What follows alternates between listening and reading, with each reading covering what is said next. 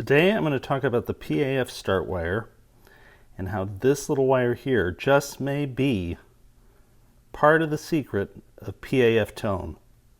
Stick around. Okay, it's time for another PAF secrets video.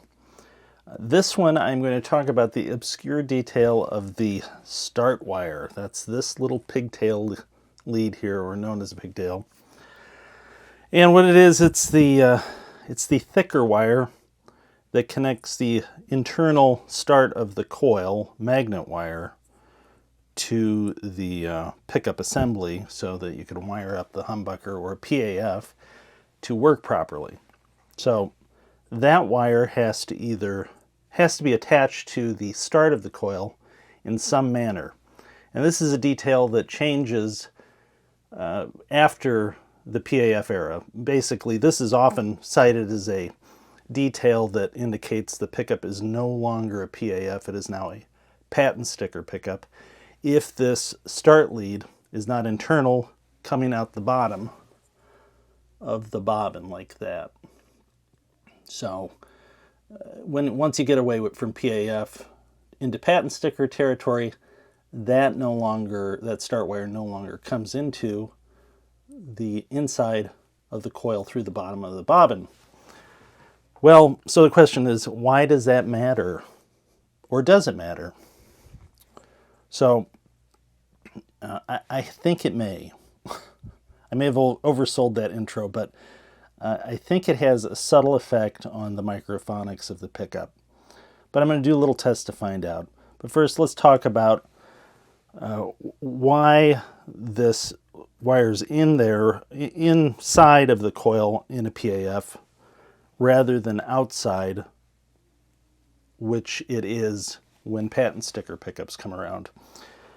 Well, the one very practical reason is that the very early P90 machine setup did not allow an easy way to do the start wire any other way than with it internally. And I'll show some pictures of the fixtures. Basically, there's no way to make sure that start wire, if it's not internal, lines up properly the way the fixtures are made. So when Gibson started making PAF pickups, they would have used these, or they did use these same fixtures and machines. And over time, they started buying other machines, using other machines. And I think, like any company, they started to figure out how to more efficiently make the pickups in any part of the guitar in order to optimize labor. Well, a PAF pickup will have this internal start lead, and it's handled differently in the sense that very often this start lead can wrap entirely around. It'll be very long, and it'll wrap entirely around both sides of the inside of the bobbin. And sometimes it'll be shorter, but pretty universal. Sometimes it'll be shorter, maybe perhaps like that. But pretty universally with P90s, in fact, every P90 I've seen from the 50s, it will be wrapped entirely around the bobbin like that. And they use this method with PAFs, and it seemed to evolve through the period of time of PAFs as to how long this was. And the length of it has an effect as to how compact the coil is on the very inside of the bobbin. When it wraps entirely around the bobbin like that, you have a fairly large obstacle to the magnet wire. And as the coil builds, it has to work around that obstacle, the magnet wire does. So the question is, what effect does that have? And the way I've handled it when I make pickups is I use that variation as just one of the many, many details that go into PAF that that vary along the in the PAF framework and the PAF timeline. So, and empirically, I've thought, I think I'm hearing some difference. It seems to me that when that wire's in there with an unpotted pickup like a PAF is, that I'm getting a different character to the microphonic quality of the pickup, which is part of the charm of a PAF, is the microphonic. So I'm going to check that out. So let's go do it. This may be a totally wasted exercise, but I'm kind of working on my experience testing what I've been making over the years.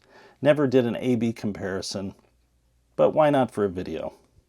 Might be interesting.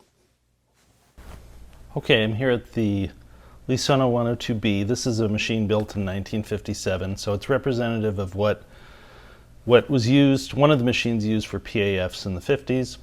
Also, these were used for early patent sticker pickups also. What we're going to do is we're going to do two different pickups. One will have the internal start lead, like this coil I'm going to wind here, and then the other will have external start leads. And we'll do a comparison to see what the difference is in microphonics and other tonal characteristics between the two. So let's get to it.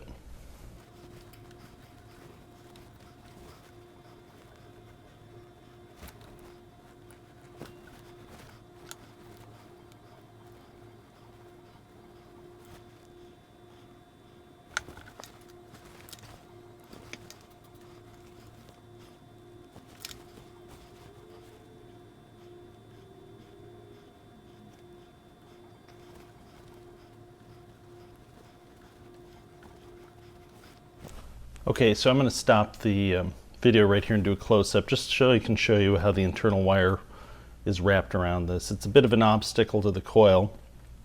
So as the coil builds, you don't see the effect that this has on the outside of the coil, but internally there's creating more of a scattered wind and air gaps within the coil inside with an internal wire that wraps around like this. This internal wire would vary. It's very typical for the length of it to be all the way around the bobbin in a P90. And many PAFs are like this also, but it can vary in length, and with that variation, you can get a variation in the tonal properties of the pickups. Particularly, I think it has an effect on the microphonics.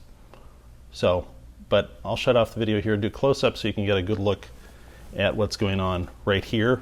And then I'll run the winder for a little bit and you can see what it looks like when there's some turns on it inside the coil, but before the coil's totally built up. Let's switch on the machine and we will come back after there's a few hundred turns on this.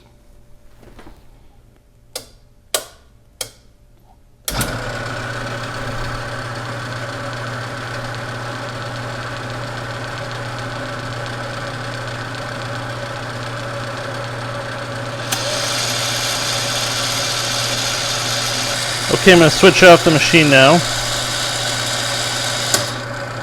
and we'll just take a look after a few hundred turns as to what's really going on inside this bobbin.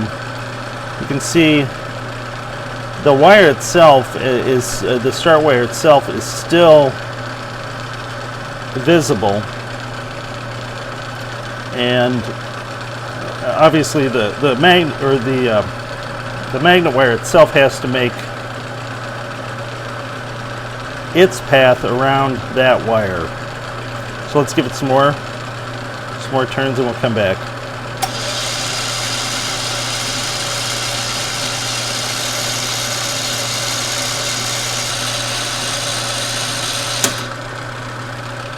Okay, so we've got a little over 2,000 turns on the bobbin right now, and you can see that most of that wire is covered up, start wire is covered up at this point, but if you have a close look, you might be able to see that it's still affecting the way the coil builds. You can see a little hump here, right there.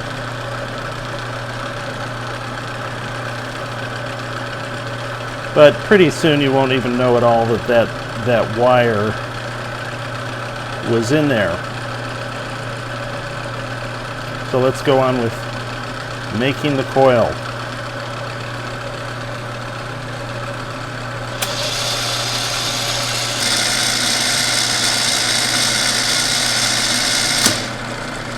All right, we're done with that coil. I've got to switch the machine off here. I think this machine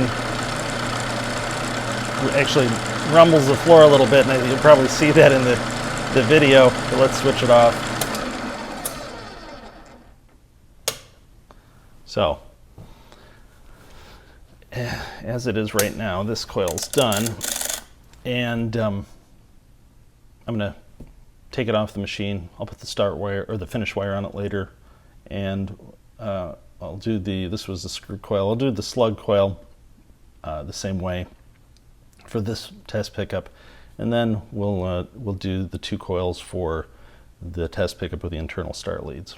Okay, so this coil for these, both of the coils for this next test pickup are going to be done with an without the internal start wire, and it's very simple to do this. And you can see why Gibson might want to use this method, rather than having to monkey with where the wire goes inside the coil. You just simply loop the magnet wire around the inside of the coil, and I like to make sure that it is lined up in a way that's not going to stress it as the coil builds. So I'll put a few turns on it here, scoot the magnet wire with a toothpick. Maybe that's fine there, but you want that start lead there, or what's going to become the start lead, pigtail lead. You want that to be flush up against the flange of the bobbin. So we'll just put a few turns on this way, and we'll start winding. But obviously this is a lot quicker than having to put a start lead inside of it, pigtail lead inside of it, and solder and tape and all of that. That can be done after the fact when you do this method. But it immediately builds a much tighter coil internally. So let's get on with that.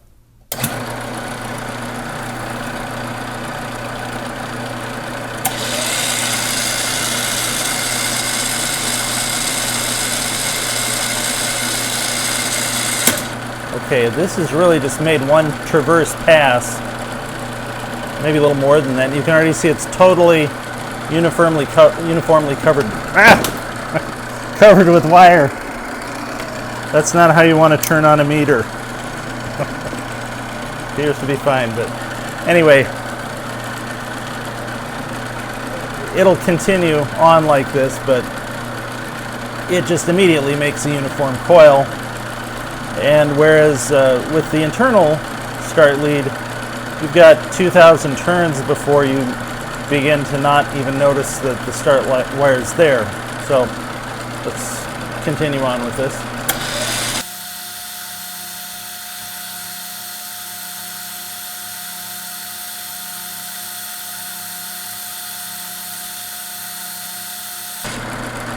Okay, that's the end of that coil. And let's just take a quick look at it. As you can see, it's pretty uniform. It's shifted, the coil's kind of formed a little bit that way, but that's real typical of what you might see on a patent number pickup that doesn't have the internal start lead, which most of them don't. So, in fact, pretty universally they don't. Of course, with all things Gibson, there are always exceptions. So, let's do the slug coil, and then we'll get to assembling the pickups and do some tests with them. So let's get on to assembling.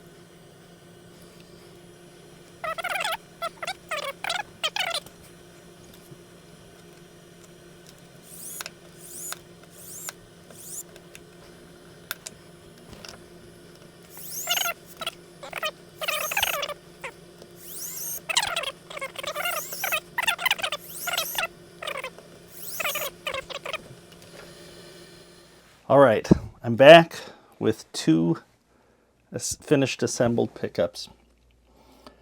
This one with little tape on it has the internal start leads. So the big black wire inside the coil. The one without the tape has an external start lead with like a patent sticker pickup. So PAF style start lead, patent sticker style start lead. Both of them were done on my 1957 Lee Sona 102. Both use the same magnets, A2 magnets. Both of them have the same pull screws adjusted to the same height. So, and I wound them both off the same spool just to keep things consistent, so that any sort of variation would be solely due to the wire, how the start wire was handled. So now I'm going to do a very non-scientific test. Oh, maybe it's scientific. I don't know. It's not really. But I'm going to get a start lead, or not a start lead, a test lead here. I'm going to hook up these clips to the pickups, and I'm going to handle them and tap them to see if there's any difference in how microphonic they are. So here we go. All right, I'm going to plug this in. And the noise you will be hearing will just be what's picking up through my microphone. May have to adjust the volume to get this going, but okay, so this has the internal start lead. I'm gonna thump on it. Turn the volume up here a little bit. As you can tell, it's pretty microphonic, which you'd expect with the PAF. Just handling it. I think this is really an important detail with the PAF, is people really kind of neglect the fact that there's a mechanical resonance to this thing, and if you pot it, that resonance is killed, but if you leave it as is, you are going to get some mechanical resonance from the guitar itself coming through the pickup. So let's tap on it here.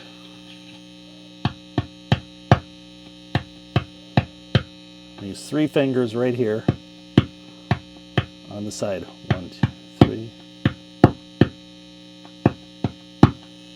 Okay. Through the magic of editing, I will do an A-B comparison between this tapping.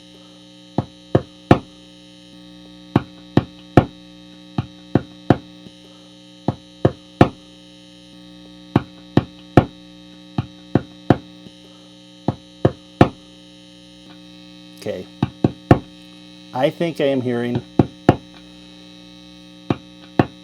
maybe a little less microphonic, still very microphonic, but maybe a little higher pitch. Whereas this is more of a pop, high pop, the other is more of a lower pop thump. And to me, that makes sense, because this is a much more compact coil. You don't have that internal start lead kind of making the inner windings looser. Oh, I should mention too, I did the sort of prerequisite readings with this, and there's no difference in capacitance between the two pickups. I was getting about a little under a 0.1K difference in resistance with the internal start lead being higher in resistance before it was assembled. But once it's assembled now, I'm getting about 0.05K difference with the internal start lead being slightly higher. That's I think what we're really hearing here is a mechanical resonance difference. So let's hear it again.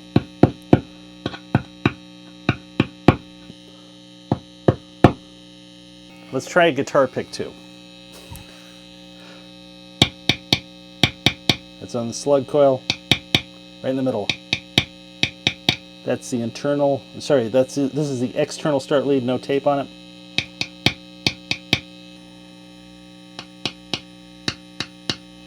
Maybe I gotta edit it. Seems like it's a little lower.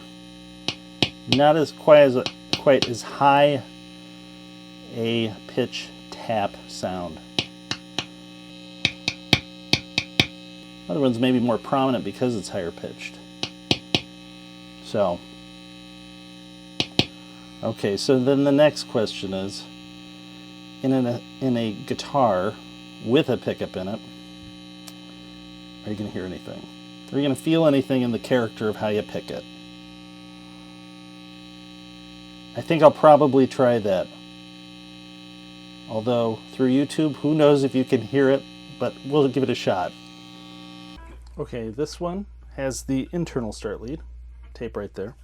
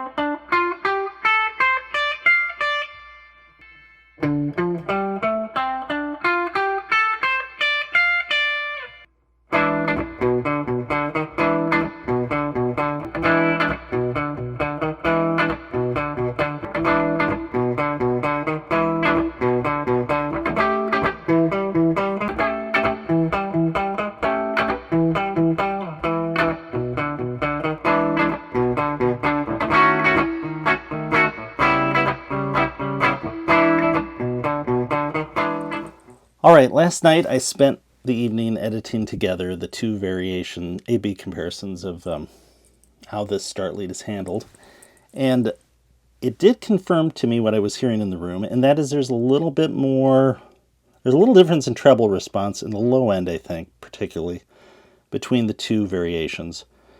With the PAF internal start lead having just a little more low end depth, and the external patent sticker start lead having just a little bit more treble snap in the low end.